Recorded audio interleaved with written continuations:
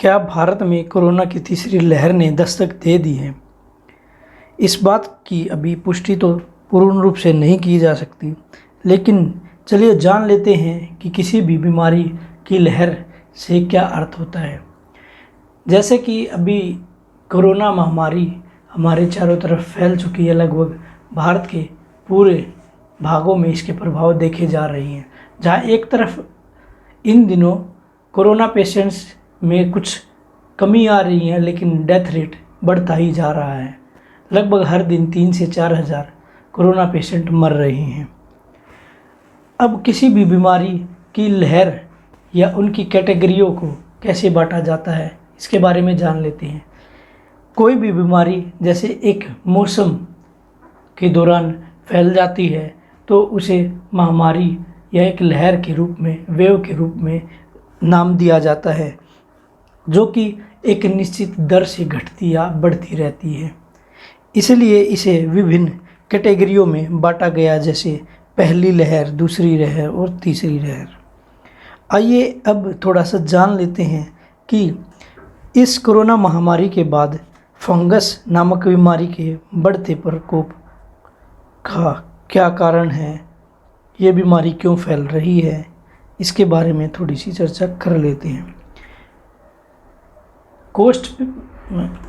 Post Covid के कुछ patient जो हाल फिलहाल में कोरोना से ठीक हुए थे, उनकी इम्यूनिटी कुछ हद तक गिर गई है, जिसके कारण उसमें अन्य रोग जैसे कि ब्लैक फंगस, ये एक नया रोग ऐसे मनुष्यों में देखा जा रहा है जो कि कोरोना से पीड़ित हो गए थे। लेकिन अभी सिर्फ एक ही फंगस की पहचान हो पाई थी कि उसके बाद 2 फंगस और हमारे सामने आ खड़े हुए, yellow fungus and white fungus. इनके पीड़ित व्यक्ति भी, पीड़ित केसेस भी हमारे सामने आ रही हैं।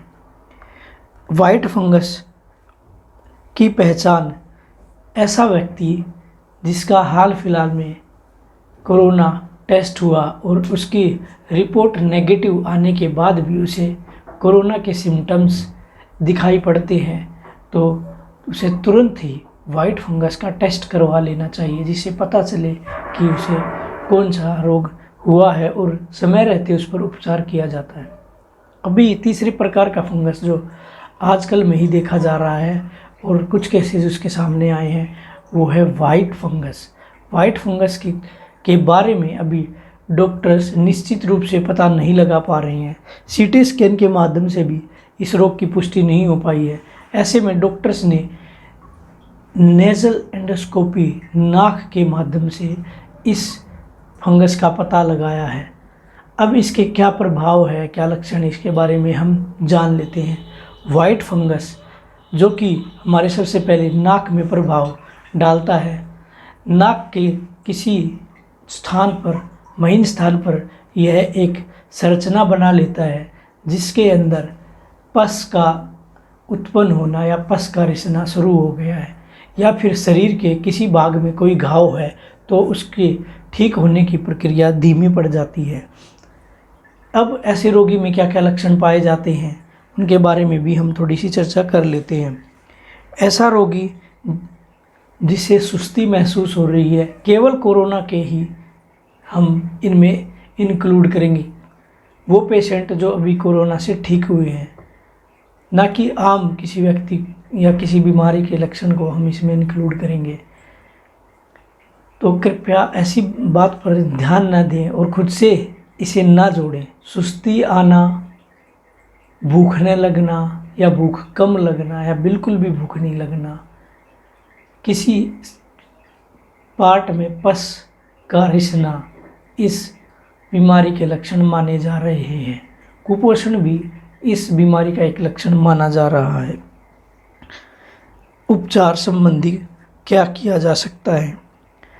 अगर आप कोई भी दवाई ले रही हैं तो डॉक्टर से उचित सलाह पर ही मेडिसिन ली जाए। एंटीडोट या ज़्यादा हमारे शरीर की इम्यूनिटी को कमज़ोर बनाने वाली दवाइयों से बचना चाहिए।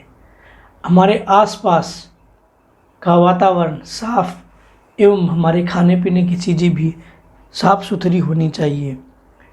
क्योंकि यह ऐसी जगह पर ही उत्पन्न होता है जहाँ पर गंदगी फैली हुई है। जैसे आपने देखा होगा कि कवक ऐसे ही उत्पन्न होते हैं।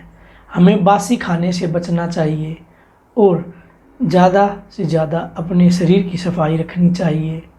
ओरल हाइजीन का भी विशेष ध्यान रखना चाहिए। उम्मीद करता हूँ छोटी सी जानकारी आपको पसंद आई होगी। चैनल को लाइक कीजिए, सब्सक्राइब कीजिए और इस नॉलेज को दूसरों के साथ भी शेयर कीजिए। Thanks, have a great day.